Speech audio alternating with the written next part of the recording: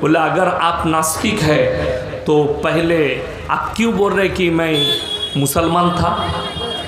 तुम अभी तुम्हारा नाम बदल लो और तुम खुद कहो कि मैं नास्तिक हूं। इस्लाम का नाम लेकर तुम इस्लाम का बदनाम कर रहे हो। नामटा কেন রেখেছো? নামটা পাল্টাও। আসাদ নূর, কোরআনে আছে নূরুন আলা নূর, আছে না নাই? পাল্টাও। ওই নামটা কেন রেখেছো? তার মানে কি? ইসলামের নাম ব্যবহার করে ইসলামকে বদনাম করার চেষ্টা করছে। তসলিমা নাসরিন যদি ইসলামকে এত ঘৃণা করে, আমি বলবো তুমি এখনো নাম পাল্টালে না।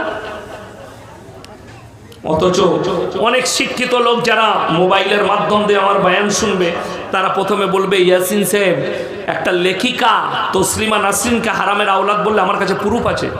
প্রুফ কি আছে? যাদের কাছে লজ্জা বইটা আছে, তার লেখা লজ্জা বই, সেই লজ্জা বইয়েতে লিখেছে আমি আমার মাকে আমার চাচার মশারিতে দেখেছি।